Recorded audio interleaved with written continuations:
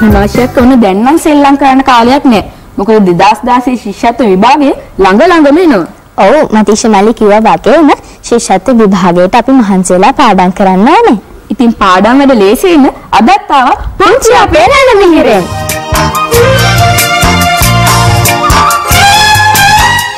හිමාශයක් සාමාන්‍ය ශිෂ්‍යත්ව විභාගයකට අනිවාර්යයෙන්ම එනවනේ. උපමා උපමේය ඒ වගේම ඇතුළත් ගීත හා කවි අරුත් පැහැදිලි කරන්න තව සාම්ප්‍රදායික යෙදුම් මේ වගේ ගොඩක් දේවල් වෙන්න පුළුවන්.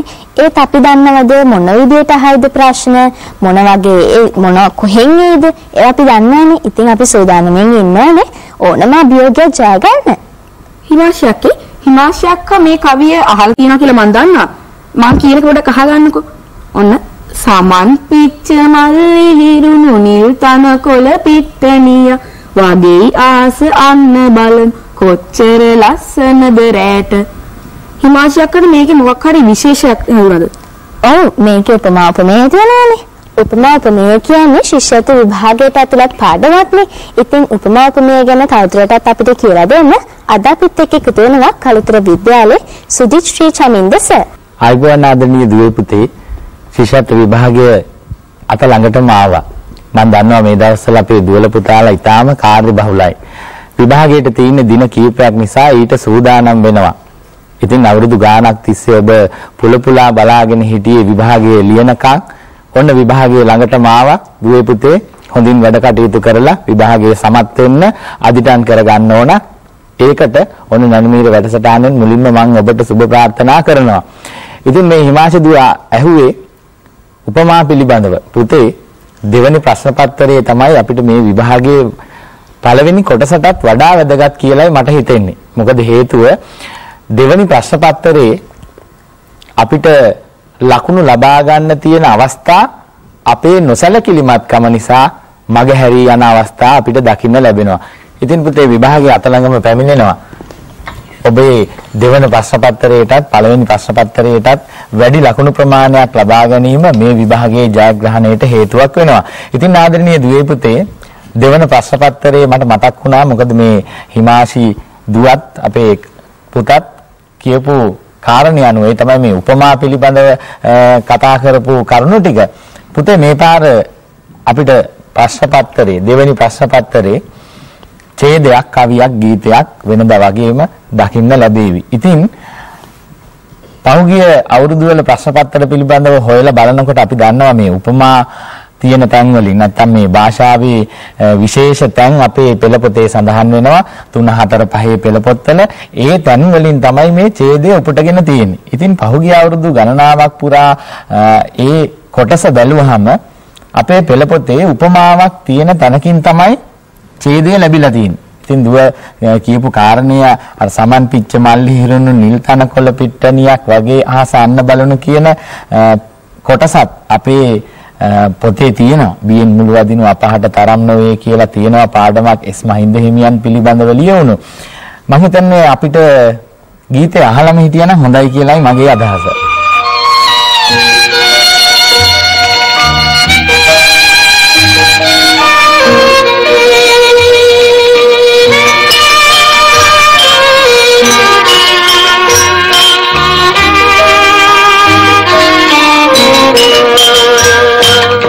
Saman picca malli biru nil tana kola pitaniya wagi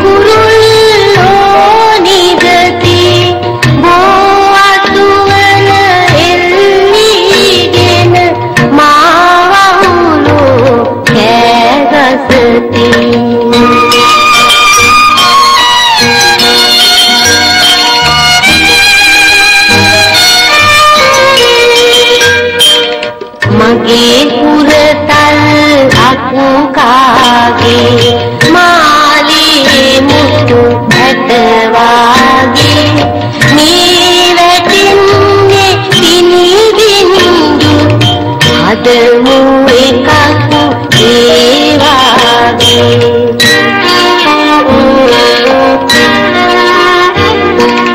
හඳහාමි අප දිහාව එපී බලයි පාහිනාව සිහිල් සුලං දැල් විඳින්ට දොරට යන්නට හොඳ වේලාව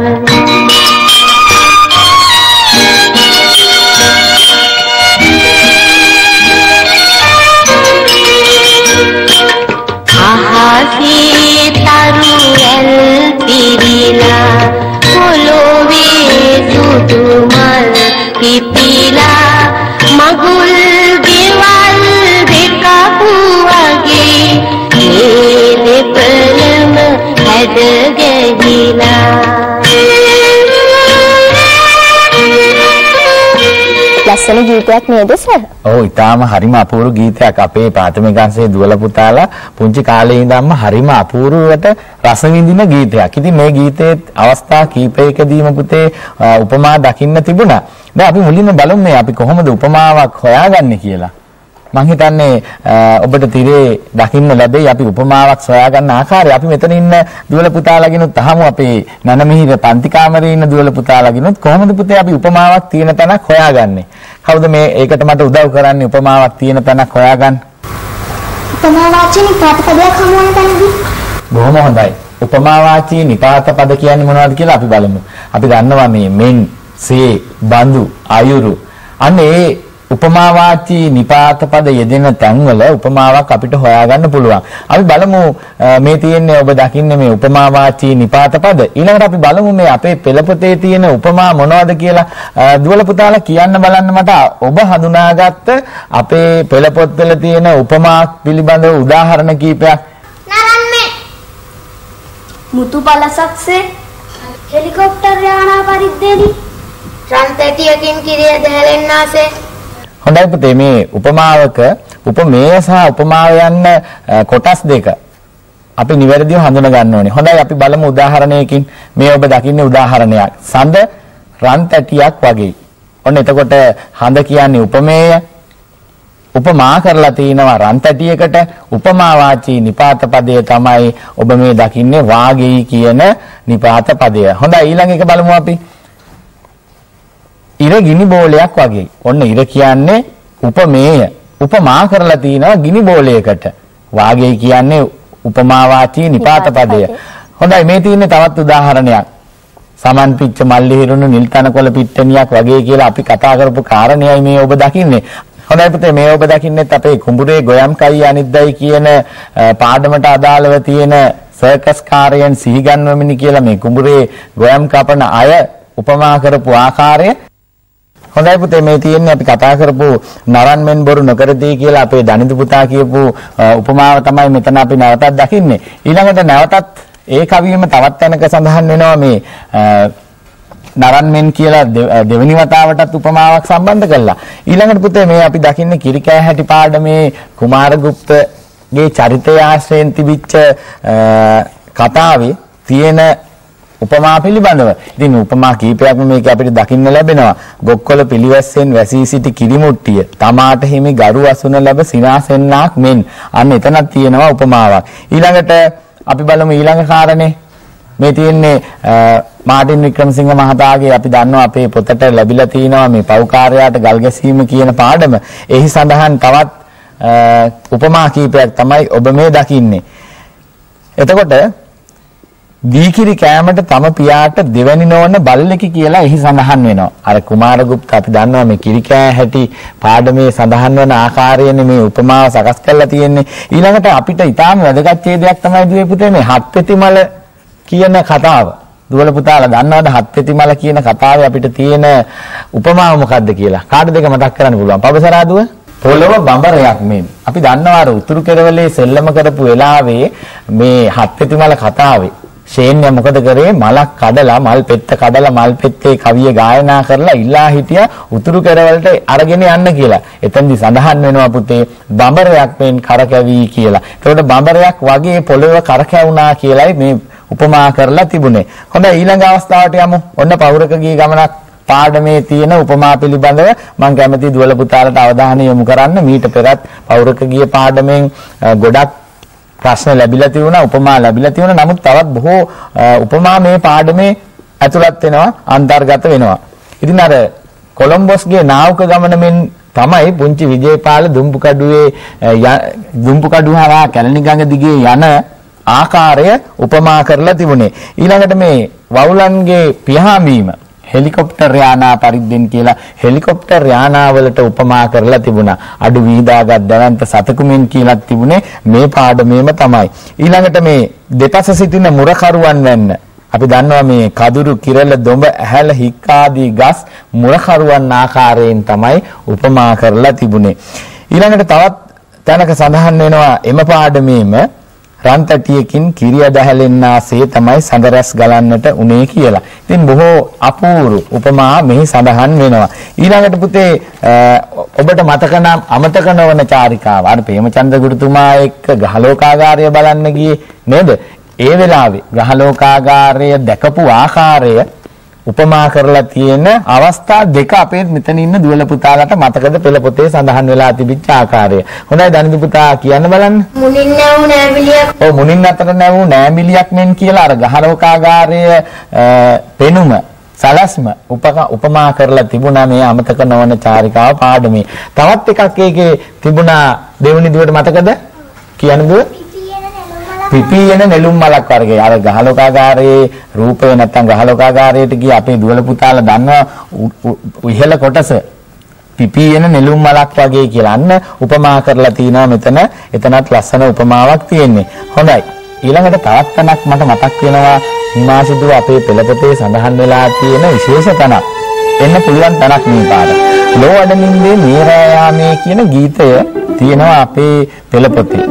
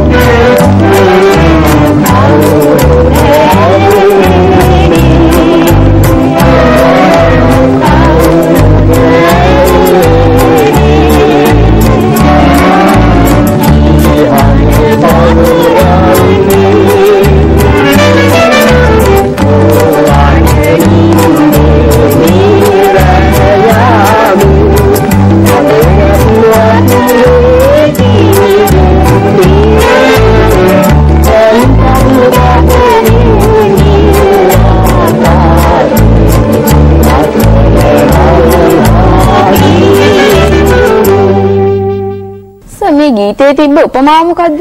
ඔව් අපි දැක්කා මේ ගීතය හොඳින්ම රසවින්දා. රන්තරු බබලේ නිල් ආකාශයේ ලස්සන මල් වාගේ යන වාගේ කියන උපමාවාචී නිපාත පදයට සම්බන්ධ කරලා තිනවා. රන්තරු බබලේ නිල් ආකාශයේ ලස්සන මල් වාගේ මේ තරුවල බබලීම ලස්සන මල් වගේ කියලා උපමා කරලා තියෙනවා. එතකොට උපමාව තමයි ලස්සන මල් වාගේ. ලස්සන මල් වාගේ. ඊළඟට අපි කතා කරන්න සූදානම් වෙන්නේ ප්‍රස්තාව පිළිල ගැන. හැබැයි ඊට කලින් අපි පුංචි විරාමයක් කරන් ඉමු.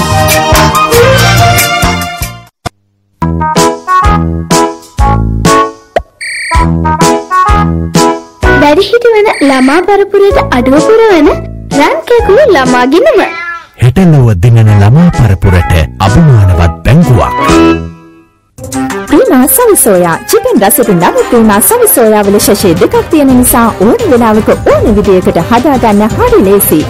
මිරිසට කිරට බැදමට වගේම තෙල් දාලා ගන්නත් පුළුවන්. ප්‍රීමා සවිසෝයා හිතට හරියන කැමති විදියට. රසට කතා පැතිරුණා සතුටු සිනායි හිරුණා සමපෝෂ රසලිනින්න සැමදෙනාම එක්ුණා. ඉරිඟු සහල් සෝයා සහ මුංගට ගුණ මුසු වුණා. පුංචි පැංචි හැම දෙනාට ජවය නුවණ ගෙන දෙනා. සමපෝෂයි ගුණ දෙනා තාන තනෙන කම් දෙනා. සමබර සමපෝෂණේ සෑම දෙනාගේ පෝෂණේ. සිව්වදරුන් ගුණ බලයෙන් සමපෝෂ. සෙලින්කෝ ලයිෆ් ෆැමිලි සවාරි 9 ලංකාවේ සිව්දසින් ජයග්‍රහණය කළ වාසනාවන්තයින් 40ක් සමග ඩුබායි වෙත. අපිට බලාගන්න මෙහෙ කියන දේවල් ගොඩක් බැහැගත්තා. අපිට අදහා ගන්න බැරි දෙයක්. ඉතින් අපි ගොඩක් ස්තුතිවන්ත වෙනවා සෙලින්කෝ ආයතනයට. මේ චිත්‍ර බලාපොරොත්තු නැති දෙයක් මම හිතන්නේ මේක ඉතාමත් විශේෂ දෙයක්. මේක ඇත්තටම හොඳ එක්ස්පීරියන්ස් එකක්. අනිත් එක සෙලින්කෝ ලයිෆ් කම්පැනි එක ට්‍රිප් එක ගොඩාක් හොඳට ඕගනයිස් කරලා තිනවා. ඔබ අදම සෙලින්කෝ ලයිෆ් ජීවිත රක්ෂණයක් රැගෙන ෆැමිලි සවාරි 10 සමග එක්වන් සෙලින්කෝ ලයිෆ්.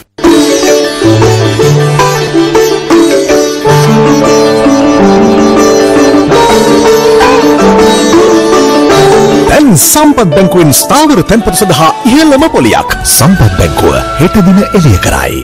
කිරි හොඳයි. කිරිවලට හෝලික්ස් එකතු කළාම තවත් හොඳයි. එයා හරි. කිරිවල පෝෂක අනංගුයි. ඒත් හෝලික්ස් ඒ කැල්සියම්, විටමින් A සහ C ප්‍රමාණය වැඩි කරමින් යකඩ සහ ෆෝලික් අම්ල කිරිවලට එක් කරනවා. හෝලික්ස් නිසකවම කිරිවල පෝෂණ ගුණය වැඩි කරයි. දැන් හෝලික්ස් වලින් ලන්ච් බොක්ස් නොමිලේ. පාට ලන්ච් බොක්ස්. පාට පහම එකතු කරගන්න.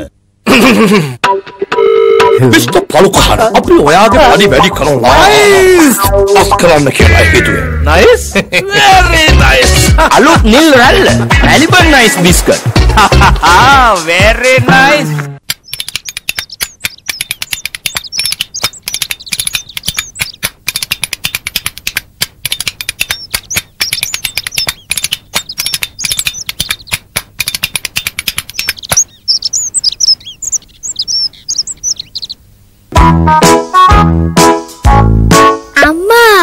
ජයග්‍රහණයේ සතුට ළමාගෙනුම් අතර කිරුළ රන් කැකුළු.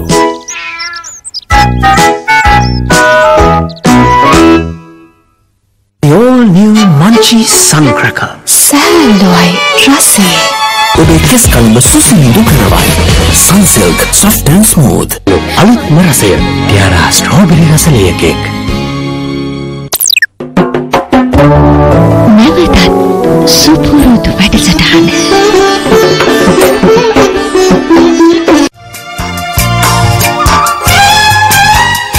දැන් අපි කතා කරන්න යන්නේ ප්‍රස්තාව පිරුළු ගැන. ප්‍රස්තාව පිරුළු. පුංචි දුවේ පුතේ මොනවද මේ ප්‍රස්තාව පිරුළු කියන්නේ? පැරැන්නන් විසින් අවස්ථාවට ගැළපෙන පරිදි පවසන ලද රසවත් කියමන් අපි හඳුන්වනවා ප්‍රස්තාව පිරුළු කියලා. ප්‍රස්තාව පිරුළු රසවත් කතන්දර පසුබිම් කරගෙනයි නිර්මාණය වෙලා තියෙන්නේ. විස්තර වශයෙන් දක්වන්න ඕනේ අදහස් ඉතා කෙටියෙන් දක්වන්න ප්‍රස්තාව පිරුළු වලට පුළුවන්. බලන්නකෝ පුංචි ඔබ මේ ප්‍රස්තාව පිරුළු දන්නවද කියලා? කබලෙන් ලිපට වැටුණා වගේ. කරදරයකට පත් වූ කෙනෙක් ඊට වඩා තවත් කරදරයකට පත්වීම. වක්කඩේ හකුරු හැංගුවා වගේ. නිෂ්ඵල වැඩක යෙදීම. ගඟෙන් දියවි මුහුදට ආවඩන්නාසේ. උදව් කළ අය අමතක කර වෙනත් අයට ප්‍රශංසා කිරීම. බලලුන් ලවා කොස්සට බවන්නාසේ. අනතුරුදායක ක්‍රියාවක් වෙනත් අය ලවා කර ගැනීම. පරංගියා කෝට්ටි ගියා වගේ. කෙටි මගක් තිබියදී දුර මගකින් යාම. දිය මතු පිට ඇඳි ඉරක් වගේ. ඊතා ඉක්මනින් අමතක වී යෑම. නටන්න බැරි මිනිහා පොළව ඇදයි කිව්වා වගේ. යමක් කිරීමට බැරි බව නොකියා ඊට හේතු පැවසීම. අන්දරේ පොල් හිටෙව්වා වගේ. නුසුදුසු පුද්ගලයෙකුට යමක් පැවරීම. පැණිහැලියේ වැටුණු ඇඹලයා වගේ. යමකට දැඩි ලෙස ආසාවෙන් පසුවීම.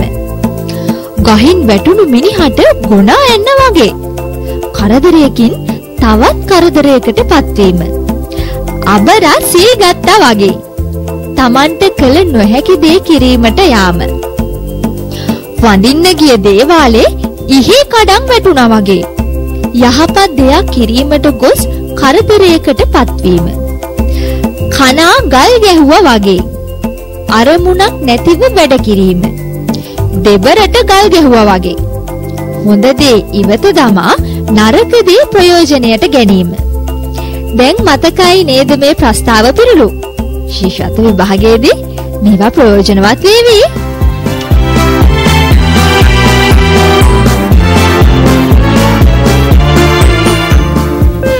ආප්තෝපදේශ. එමත් නැත්නම් ආප්ත යෙදුම් පඬිවදන් කියලාත් අපි කියනවා. මොනවද මේ ආප්තෝපදේශ කියන්නේ? යමක් එක එල්ලේම නොපවසා එහි ඇතුළතින් කියවෙන දේ අර්ථයෙන් වටහා ගැනීමට අපේ පැරණි පඬිවරුන් විසින් සොයා ගන්නා ලද රසවත් වදන් ආප්තෝපදේශ නමින් හැඳින්වෙනවා. බලන්නකෝ මේ පඬිවදන් පුංචි ඔබ අහලා තියෙනවද කියලා? උගත මනා ශිල්පයමයි මතු රැකෙනා. කාලය රන් හා සමාන වේ. අවවාදයට වඩා ආදර්ශය උතුම්ය. උඩ පැන්නොත් බිම වැටේ. පැන යන මුවන් දැක නොදමව් නෙළුපලා. දිලිසෙන සියල්ල රත්තරන් නොවේ. බුරණ බල්ලා සපා නොකයි. පෙරලෙන ගලේ පාසි නොවැඳේ. කියවීම මිනිසා සම්පූර්ණ කරයි. සිත ඇත්නම් පත කුඩාද? වැරදීම මිනිස් ගතියකි. සමාව දීම දේව ගතියකි. පඬිතයට ඒ දණ්ඩ යන්න බැහැලු. උණ ගහක් ඉහළට වැඩෙන තරමට පහළට නැමෙන්නේය. හැදෙන ගහ දෙපෙත්තෙන් දැනේ. පනින රිලවුන්ට ඉනිමං කුමටද?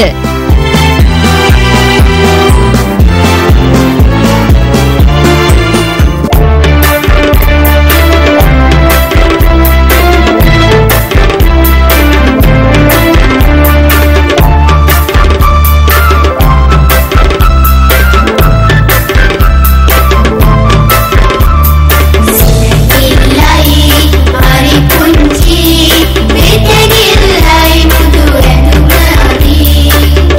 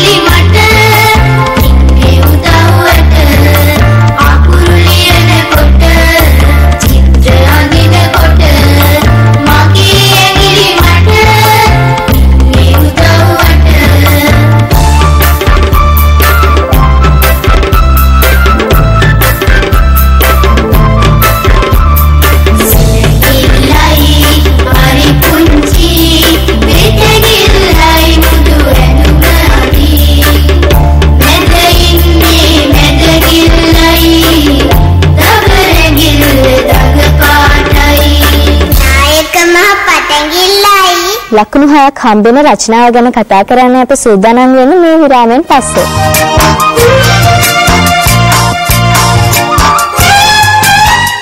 රචනාවක් ලියනකොට පුංචි යාළුවෝ වරද්දන තැන් මොනවද කියලා අපි සර්ගෙන් හඳුනාගමු.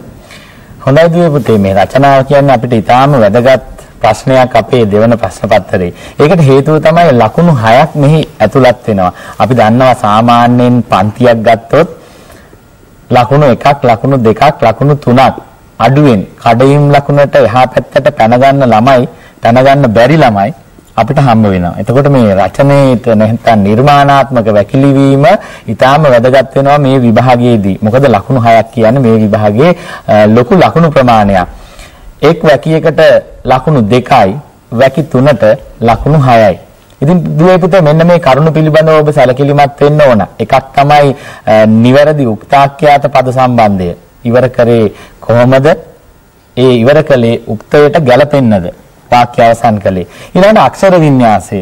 නිවැරදි අකුර නිවැරදි වචනයට යොදන්න ඕන. විශේෂයෙන් අපි දුවල පුතාලට තේරෙන්න කිව්වොත් මේ නලලල ભેදය අකුරු නිවැරදිව යෙදීම ඒක තමයි මේ අක්ෂර වින්‍යාසය කියලා හඳුන්වන්නේ. ඉතින් දුවේ පුතේ එක අකුරක් මූර්ධ ජලය වෙනුවට දන්ත ජලය ලිව්වොත් ලකුණක් කැපෙනවා. එක වාක්‍යයක ඔබ කොච්චර ලස්සනට වාක්‍ය ගලපලා උපමා දාලා ලිව්වත් වැඩක් නැහැ.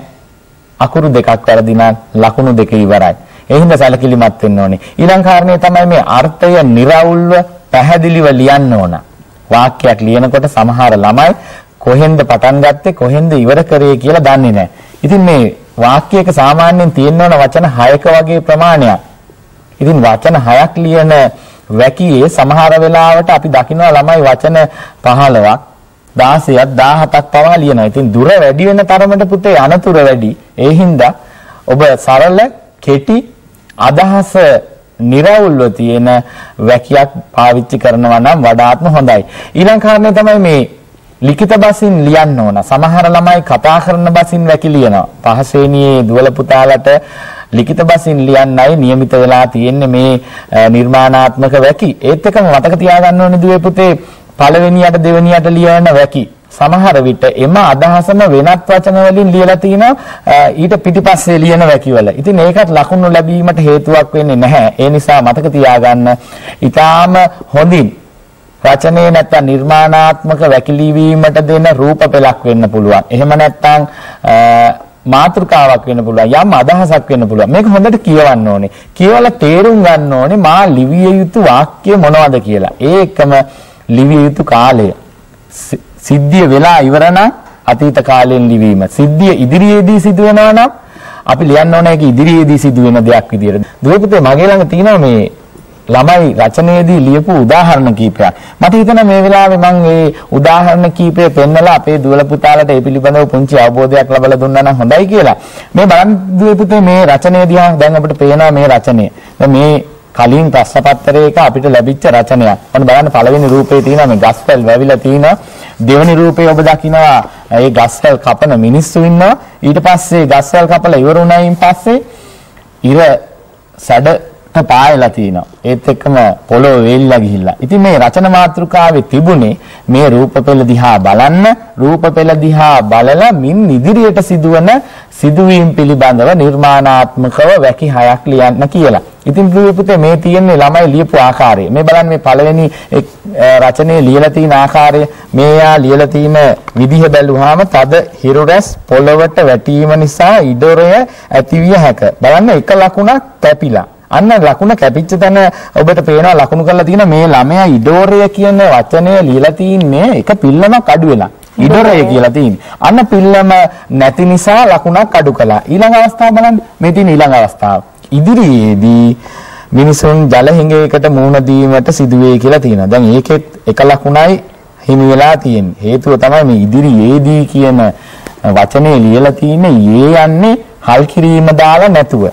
එතකොට ඔන්න ඊළඟ තුන්වෙනි වාක්‍යයත් එහෙමයි. මේ නිසා රටට විශාල පාඩුවක් සිදුවේ කියලා ලියන අතරේ විශාල කියනකොට ශා යන්න දාලා නැහැ. පිල්ලම දාලා නැහැ. එතකොට මේ ළමයාට වෙලා තියෙන වරද මේ විභාගයේදී ඔබට වෙන්නේ නැහැ කියලා සාතික වෙන්න පුළුවන්ද? මට හිතෙන්නේ වෙනවා. හැබැයි මේක වළක්ව ගන්න පුළුවන්. ඒකට ප්‍රධානම හේතුව තමයි නැවත කියවලා නැහැ. තමා ලියපු දේ නැවත බලන්න ඕන ආපසු හරිද වැරදිද මම ලියලා තියෙන දේ කියලා. ඉතින් මේක ඉතා විමසිලිමත් කියෙව්වා නම් මේ ළමයාට මෙහි වරද පේනවා. විශාල කියනවා මම විශාල කියන එකේ පිල්ලම දාලා නැහැ. එහෙනම් මම මේක දාන්න ඕන කියලා නැවත එයාට චෙක් කරගෙන ගියා නම් නැත්තම් නැවත හරි වැරදි බලාගෙන ගියා නම් මේ ලකුණු ටික අරගන්න තියුණා. දැන් වාක්‍ය ටික හොඳට ලියලා නමුත් ලකුණු නැහැ පිල්ලම් වල පැවතින දෝෂ නිසා. අපි යමු ඊළඟ රචනයේ සඳහා මේ තියෙන ඊළඟ වැකිලිවීම තවත් ළමේ ලියා තිබේ ආකාරය තමයි මේ අපි දකින්නේ. දෙවනි වැකිය ගස් කැපීම නිසා ජලය නොමැතිවි යති කියලා ලියලා. මොකද්ද දුවේ පුතේ මේකේ කරලා තියෙන වරද? ගස් කියලා ලියලා තියෙන්නේ උක්තය ලෙස ඉවර කරලා තියෙන්නේ කොහොමද? යති කියලා බහුවචනේ. ඉතින් අපි දන්නවා මේ අප්‍රාණ වාචී බහුවචන පදයක් උක්තය ලෙස යෙදුනහම එම වැකිය අවසන් කරන්න ඕන ඒක වචනයෙන් කියලා නේද? එතකොට ඒක වචනේ ඉවර කළා නෑ. එයා හිතලා තියෙනවා ගස් කියන්නේ බහුවචනයි. ඒ නිසා තී දාලා බහුවචනේ ඉවර කරන්න ඕන කියලා. ඒ නිසා තමයි මේ වාක්‍යයට ලකුණු ලැබිලා නැත්තේ. උක්තාඛ්‍යාතයේ පිළිබඳව දැනුම එතනදී බලපාලා තියෙනවා. හොඳයි ඊළඟ එකේ ලකුණු ඇත්තෙම නෑ. ගස් කැපීම නිසා සුන්දර පරිසරයේ කාන්තාරයක් බවට පත්විය කියලා තියෙනවා. මේකේ වරද තමයි දුවේ පුතේ දැන් මේ උඩහා තියෙන නැත්නම් උඩ ඔබ දකින රූප පෙළ දිහා බලලා මින් ඉදිරියට ඇතිවන දේනේ ලියන්න තියෙන්නේ. හැබැයි මේ වැකිය ලියලා තියෙන මොන කාලෙන්ද දුවේ පුතේ? අතීත කාලයේ.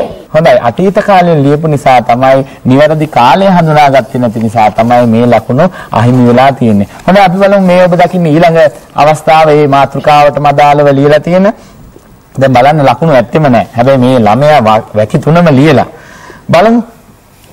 ඒ නිසා ගමක විසිතුරු වනාන්තරයක් තිබේ. යන්න පළවෙනි කොටුවේ ඔබ දකින්න පළවෙනි රූපයේ තියෙන දේ තමයි ලියලා තියෙන්නේ. නමුත් මාතෘකාවේ තියෙන රූප ටික උපයෝගී කරගෙන මේ සිදුවීම ගැන ඉදිරියේදී ඇතිවන දේ ලියන්න කියලා. නමුත් මෙයා ලියලා තින්නේ පළවෙනි රූපය පිළිබඳව. අයි පළවෙනි රූපේ ගස්වැල් වැවිලා තියෙනවා. ඉතින් මෙන්න මෙයා ලියනවා පළවෙනි රූපය පිළිබඳව. ලකුණු ලැබෙන්නේ නැහැ. මාතෘකාව හොඳින් කියවා තේරුම් අරගෙන නැහැ කියලායි මට නම් හිතෙන්නේ.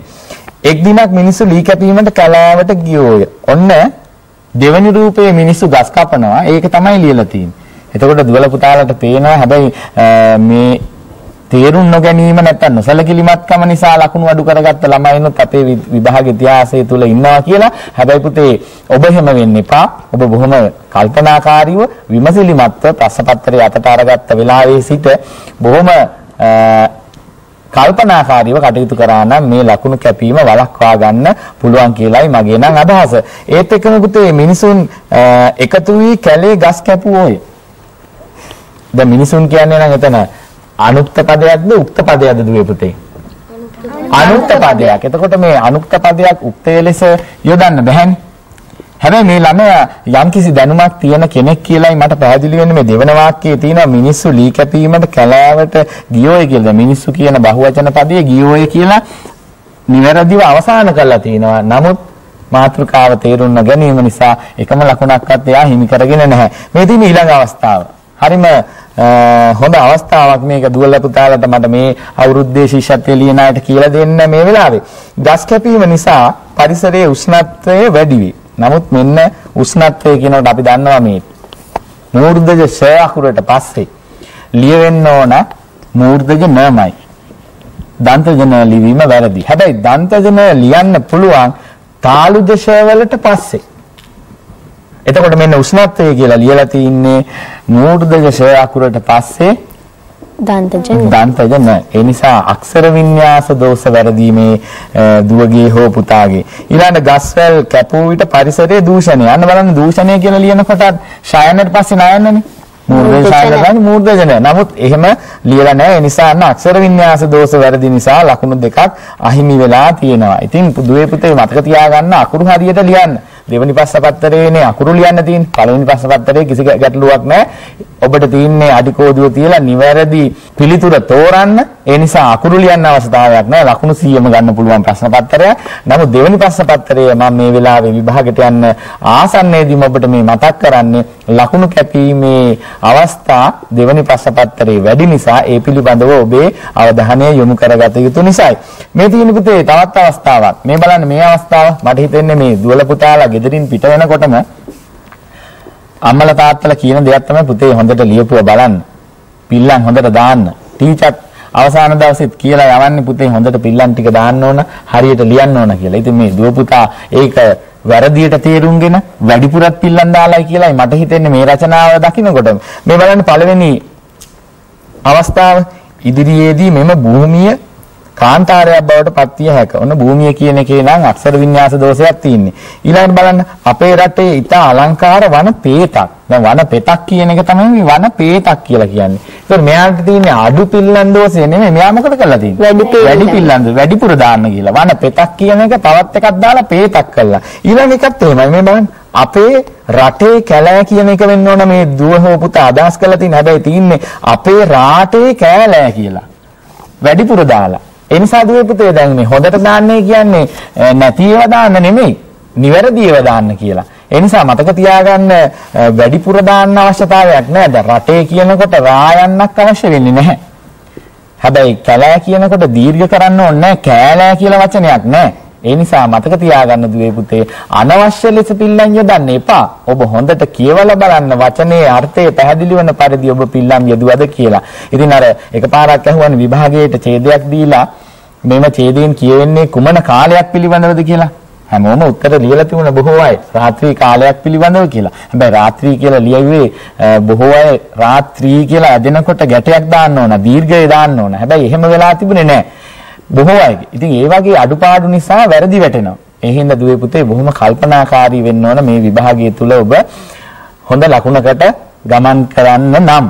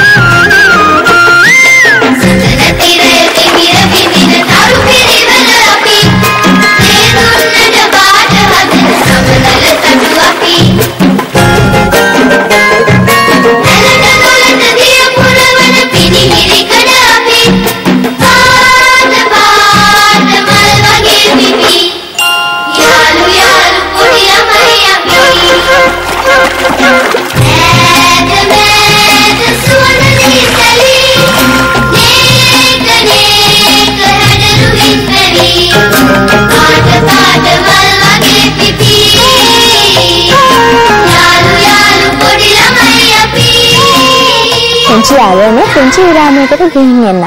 අගෝස්තු 21 වෙනිදා ශිෂ්‍යත්ව විභාගය පැවැත්වෙනවානේ. ඉතින් ශිෂ්‍යත්ව විභාගයේදී අපි පිළිපැදිය යුතු උපදේශ මාලාව ගැන කතා කරමු මේ විරාමයෙන් පස්සේ.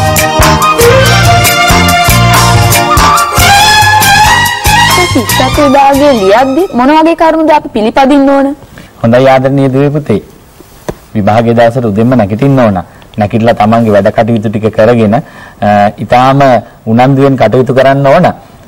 මම හිතන්නේ දුවල පුතාලා දන්නවා ඔයා මේ යන්නේ විභාගයක් ලියන්න. රජය මගින් පවත්වන පළවෙනි විභාගයේ ඔබේ ජීවිතේ. ඒ නිසා ඔබට මේක ඊටාම වැදගත් වෙනවා. අම්මා තාත්තත් එදා ගොඩාක් සතුටු වෙන දවසක්. ඇයි හේතුව? තමන්ගේ දුව පුතා ජීවිතේ පළවෙනි වතාවට විභාගයක් ලියන්න යන්නේ. ඒ ළමයාගේ වයස. පදාර්ථකාමී මිනිසුන් ලෝකයේ තවත් ලස්සන කරයි. ලංකාවේ ළමයි එකට එකතු වෙලා එක ප්‍රශ්න පත්‍රයකට උත්තර ලියන එක දවසක් තමයි මේ 21 වෙනිදා උදා වෙන්නේ. ඉතින් එදාට ලොකු කිරිබතක් එහෙම උයනවා ගෙදර. හැබැයි ගොඩක් කාලයක් යන්න එපා දුවේ පුතේ. මොකද හේතුව විභාග ප්‍රශ්න පත්‍රය අතට අරගෙන ටිකක් ලියනකොට නිදිමත වගේ ඉන්න පුළුවන්. ඒ නිසා චුට්ටක් කාලේ යන්න. මොකද ඔබ සාමාන්‍ය පාසල් දවසක එකමාර වෙනකන් එක වෙනකන් හවස් කාලේ ගත කරනවා. ඊට පස්සේ තව පන්ති වලටත් යනවා. හැබැයි එහෙම කරන්න ඔබට ශක්තිය ධෛර්යය තියෙනවා. එහෙම එකේ මේ පැය දෙකක ප්‍රශ්න පත්‍රය ලියන්න ඔබ ගොඩාක් ආහාර අනුභව කරලා යන්න අවශ්‍ය නැහැ කියලායි මගේ අදහස. කොහොමද පුතේ පාන්දරින් නැගිටලා කලට වේලාවට විභාග ශාලාවට යන්න ඕන. විභාග ශාලාවට ගිහිල්ලා තමාගේ අංකය තියෙන ඩෙස් එක හොයා ගන්න ඕන. ඒකට ඔබේ පන්ති භාර ටීචර් දාට උදව් කරනවා. ඒත් එක්කම මතක තියාගන්න ඕන තමන්ට හරියන ඩෙස් එක පුටුව සමහර වෙලාවට විභාග ශාලාවලදී අපි දන්නවා හෙලවෙනවා. එහාට මෙහාට නැමෙනවා. ඒ හින්දා පොඩ්ඩක් හෙලවෙන්නේ නැති වෙන්න හදා ගන්න ඕන. නැත්නම් ඔබ ගිහිල්ලා වාඩි වෙච්ච ගමන් පුටුවත් හෙලවෙනවා, ඩෙස් එකත් හෙලවෙනවා. එතකොට පොඩ්ඩක් වැඩ කටයුතු කරගෙන යනකොට අකුරු වැද වෙන්න පුළුවන්. තමන් හෙලවෙනකොට ඉරි ගහනකොට ඒ වැද වෙන්න පුළුවන්. ඒ නිසා චුට්ටක් කොලයක් හරි නමලා තියලා ඒ වෙලාවට ඔබ මේ ඔබේ ඉන්න ස්ථානය හරියට සකස් කරගන්න ඕන. ඒත් එකම පුතේ මතක තියාගන්න ඕන විභාගයේ ලිවීමට කලින් හොඳ සූදානමක් ඔබට තියෙන්න ඕන. කාලය පිළිබඳව අවබෝධයක් තියෙන්න ඕන. ඉතින් ප්‍රශ්න පත්‍රයේ ලියාගෙන යනකොට ඔබට ඇතිවෙන ගැටලු කීපයක් තියෙනවා. ඒ තමයි අපි හිතමු පළවෙනි කොටස කරගෙන යනකොට 10 වෙනි ප්‍රශ්නේ අමාරුයි. දැන් කල්පනා කරනවා මේක කොහොමද කරන්නේ? කටුකොලේ හදනවා. පුතේ කටුකොලය ඊටාම වැදගත් පළවෙනි ප්‍රශ්න පත්‍රේ. සමහර ළමයි කටුකොලය පාවිච්චි කරන්නේත් නැති අවස්ථා අපිට පෙන්නලා තියෙනවා. පුතේ උත්තර හොයාගන්න ඔබට කටුකොලය පාවිච්චි කරන්නම වෙනවා. හැම ප්‍රශ්නෙටම නෙමෙයි කටුකොලය පාවිච්චි කරලා උත්තර ලබා ගත යුතු අවස්ථා තියෙනවා. ඒකනේ ඔබට කටුකොලයක් විභාග ශාලාවේදීම ලබා දෙන්නේ. ඉතින් ඒක ප්‍රයෝජනෙට ගන්න ඕන. මේ වෙලාවේ ඔබට තින්න හොඳම යාළුවා විදිහට මම නම් දකින්නේ කටුකොලය. මොකද ඒක තමයි ඔබට උත්තර හොයා ගැනීම සඳහා උදව් කරන්නේ. කොහොම වුණත් අපි හිතනවා 10 වෙනි ප්‍රශ්නේ වුණ දැන් අමාරුයි. දැන් මොකද කරන්නේ? දැන් මේක හදනවා උත්තරේ එන්නේ නැහැ. තවදුරටත් හදලා මේක තුල කාලය නාස්ති කරනවට වඩා ඔබට පුළුවන් ඒ යම් සලකුණක් කරලා පැන්සලෙන් ඊළඟ ප්‍රශ්නෙට යොමු වෙන්න. එතකොට තවත් හදාගෙන යනකොට එහෙම කීප විටක්ම ඔබ හදලා බලනවා කටුකොලේ යොදාගෙන හදලා බලලා උත්තරේ එන්නේ නැහැ. එහෙනම් ඔබට තවදුරටත් මේකේ වැඩි වෙලා ඉන්න එපා. ඒක ඔබ කාලය අනුව තීරණය කරගත යුතු දෙයක්. ඉතින් ඊළඟ ප්‍රශ්නට යන්න ඕන. හැබැයි එහෙම ගිහිල්ලා ඉවර වෙලා අවසානයේදී ඔබ කල්පනා කරන්න ඕන මම දැන් කීපයක් කලේ නැහැ. එතකොට මම මේ කීපය නැවත කරන්න ඕනේ. ඒ නිසා තමයි අර අංකේ ළඟ අපි පුංචි සලකුණක් දාලා තියන්නේ. නැත්තම් ප්‍රශ්න 40 අතර හොයන්න ඕන මට කරන්න බැරි වෙච්ච ප්‍රශ්නේ කොහෙද තියෙන්නේ කියලා. ඒක හොයන්න තවත් කාලය ගිහිල්ලා. ඒ නිසා තත්පරයක් මේ විභාග කාලය තුල ඔබට අගනා වටිනාකමක් තියෙනවා. රත්තරන් වටින කාලයක් ගත කරන්නයි ඔබට තියෙන්නේ. මොකද හේතුව මේ විභාගයේ ඉහළින්ම සමත් වුණොත් ඔබේ ජීවිතේ බොහෝ වෙනස්කම් සිදු වෙනවා මේ විභාගයත් එක්ක. ඒ නිසායි මම කිව්වේ මේ රත්තරන් කාලයක් තමයි මේ පැය දෙක තුල ඔබ ගත කරන්න කියලා. මම හිතන්නේ මන්දිල පුතා මොකක් හරි මගෙන් අහන්න බලාගෙන ඉන්නවා. සර් විභාගය හරියන්නේ පැයෙන්ද පන්සලෙන්ද? බොහොම හොඳ ප්‍රශ්නයක් පුතා ඇහුවේ. පුතා අහනවා මේ විභාගය ලියන්නේ පෑනෙන්ද පැන්සලෙන්ද කියලා. දුවේ පුතේ විභාගය පෑනෙන්ද පැන්සලෙන්ද කියන එකට මට දෙන්න තියෙන උත්තරය මෙන්න මේකයි. ඔබට පෑනෙන් ලියන්නත් පුළුවන් මේ ප්‍රශ්න පත්‍ර දෙකම. පැන්සලෙන් ලියන්නත් පුළුවන්. හැබැයි පොඩි ප්‍රශ්නයකට තියෙන්නේ. දෙමව්පියන්ටත් ගැටලුවක් තියෙන්නේ පෑනෙන් ලියලා වැරදුනොත් මොකද කරන්න කියලා. ඒතර වැරදුනොත් මහා ගන්න බෑ. ඊට පස්සේ මේක කපන්න ගිහිල්ලා ප්‍රශ්න පත්‍රේ නාස්ති වෙන්න පුළුවන් පුංචි ළමයි අතරේ. ඒ නිසා පැන්සල තමයි හොඳ කියලා. නමුත් සමහර වෙලාවට දෙමව්පියෝ කල්පනා කරනවා පැන්සල දීලා පැන්සල් වල විභාගයේ ප්‍රශ්න පත්‍රේ බලන කෙනාට පැහැදිලිව පෙනෙයිද? එහෙම පොඩි කුකුසක් තියෙනවා. දෙමව්පියෝ අපිත් එක්ක ගොඩක් වෙලාවට සහභාගී වෙනකොට කතා බහ කරනකොට අහන කතාවක් මේ පුතා ඇහුවේ. ඉතින් මේ දුවේ පුතේ පැන්සලත් මේකට ඔට්ටුයි. පෑනත් ඔට්ටුයි. හැබැයි ඔබ තමයි තීරණය කරන්න ඕනේ ඔබට වඩාත්ම ගැළපෙන්නේ පැන්සලද පෑනද කියලා. වැරදි අවම ලෙස කරනවා නම් ඒ දුව හෝ පුතාට පෑන පාවිච්චි කිරීම සුදුසුයි. හැබැයි නිතරම වැරදි කරනවා නම් කපනව කොටනව වැඩි නම් ඔබ එහෙනම් මට හිතෙනවා පැන්සල සුදුසුයි කියලා. හැබැයි පැන්සලක් තෝරා ගැනීමේදී ඔබ පොඩ්ඩක් සැලකිලිමත් වෙන්න ඕන. හොඳට පැන්සල් ඉර පෙනෙන තදට පෙනෙන පැන්සල්. අපි දන්නවා වෙළඳ පොලේ විවිධ වර්ගයේ පැන්සල් තියෙනවා. ඒ අතරින් තදට ලියවෙන පැන්සලක් තෝරාගත යුතුයි විභාගයේ සඳහා. කොහොමවත් පැන්සල් දෙක තුනක් අරන් යන්න වෙනවා. මොකද හේතුව තුඩ කැඩුනොත් එහෙම ආපහු උල් කරන්න වෙලා ගත කරන්න බෑ. ඒ පැන්සල පැත්තකට දාලා අනිත් එක ගන්න ඕන. එතකොට පෑන්නත් අමතර පෑනක් දෙකක් අරගෙන යන්න ඕන. ලියවෙන්නේ නැති වුණොත් අදිස්සිය. ඒ හින්දා සියලු දෙයටම සූදානම් වෙලා තමයි ඔබ මේ විභාගයට ගමන් කරන්න ඕන. නිවැරදිව විභාග අංකය ලියවීම. බොහොම හොඳයි. නිවැරදිව විභාග අංකය ලියන්න ඕනේ. ඉතින් විභාග අංකය බොහොම පැහැදිලිව ප්‍රශ්න පත්‍රයේ ලියන්න ඕන. සමහර අය විභාග ප්‍රශ්න පත්‍රයේ විභාග අංකයත් සමහර වෙලාවට අපැහැදිලිව ලියන්නේ. ඉතින් දුවේ පුතේ පැහැදිලිකම, නිර්වුල් බව, ක්‍රමානුකූල බව ඊටාම වැදගත් මේ විභාගය තුල ඔබේ හැසිරීම. හොඳයි දුවේ පුතේ මේ ප්‍රශ්න පත්‍රය ලියාගෙන යනකොට තවත් කාරණයක් මම ඔබට මතක් කරන්නම්. ඒ තමයි නිවැරදිව උපදෙස් කියවන්න ඕන. දැන් අපි දන්නවා ආදර්ශ ප්‍රශ්න පත්‍ර වලට ළමයි උත්තර ලියන්න ගියාම දී ඇති හිස්තැන මත පිළිතුර ලියන්න. එහෙම කිව්වහම මෙන්න ඉර ගහලා. හැබැයි ඊට යටින් තියෙනවා දී ඇති පිළිතුරට දී ඇති හිස්තැනට ගැලපෙන පිළිතුර තෝරා යටින් ඉරක් අඳින්න කියලා. ඒ වෙලාවේ හිස්තැනෙන් ලියලා. එතකොට අන්න නිවැරදි උපදේශ අනුගමනය නොකලා වෙනවා. මතක තියාගන්න දුවේ පුතේ නිවැරදිව උපදේශ කියවන්න. කරන්න තියෙන්නේ මොකද්ද? යටින් ඉරක් අඳින්නද? නැත්නම් නිවැරදි පිළිතුර තෝරා අංකේ රවුම් කරන්නද? දී ඇති ස්ථානේ ලියන්නද? ඒ කුමක්ද කරන්න ඕනේ කියන එක උපදේශ වල අඩංගුයි. හැබැයි උපදේශ වලට පිටින් නිවැරදි පිළිතුරු ලකුණු කිරීම වැරදි පිළිතුරක් ලෙස තමයි ලකුණු වෙන්නේ. ඒ නිසා මතක තියාගන්න ආදරණීය දුවේ පුතේ උපදේශ පිළිපැදීම අත්‍යවශ්‍යම කාරණයක්. එතකොට අපි හිතමු කරගෙන යනකොට ඔබට තියෙන වරහන් ඇතුලේ තිබෙන පද නිවැරදිව තෝරන්න. එතකොට තෝරන්න කියලා කිව්වම හිස්තැනක ලියන්න කියලාත් නෑ, යටින් ඉරක් අඳින්න කියලාත් නෑ, තෝරන්න කියලා විතරයි තියෙන්නේ. එහෙනම් පුතේ කිසි ප්‍රශ්නයක් නෑ. තෝරන්න නම් ඔබ යටින් ඉරක් ඇඳලා තේරීම සුදුසු වෙනවා. මේ විභාගයේ පාස් වුණොත් ඔබ ගමේ වීරයෙක් වෙනවා. ඔබ පාසලේ වීරයෙක් වෙනවා.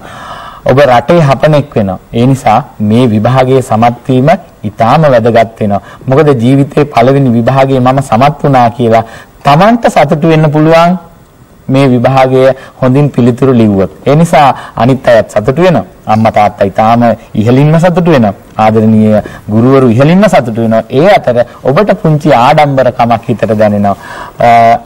ඒ ආඩම්බරකම ළඟා කරගන්න තමයි නනමිහිර වැඩසටහනෙන් අපි පහුගිය කාලය පුරාවටම නනමිහිර සම්මන්ත්‍රණ මාලාව, ඒත් එක්කම නනමිහිර ශිෂ්‍යත්ව ප්‍රශ්න පත්‍ර කට්ටලය, ඒකම බොහෝ කරුණු කාරණා අපි නනමිහිර වැඩසටහනෙනුත් අරගෙන ආවා. ඉතින් මේ තල්ලුව නැත්තම් ඒ උදව්වත් එක්ක මම හිතනවා අපේ දුවල පුතාලා වැඩි ලකුණක් කරා යන්නට ගමනට අපි පාර කැපුවායි කියලා.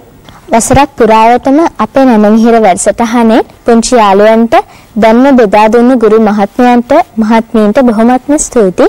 ඒ වගේම අද දිනේදී ලස්සන සිංහල පාඩමක් සහ ශිෂ්‍යත්ව විභාගයේදී අපි පිළිපැදිය යුතු උපදේශ මාලාවක්, ප්‍රස්තාව පිළිලු මේ වගේ ගොඩක් දේවල් ගැන කියලා දුන්නු සුජිත් සර්ටත් බොහොමත්ම ස්තුතියි.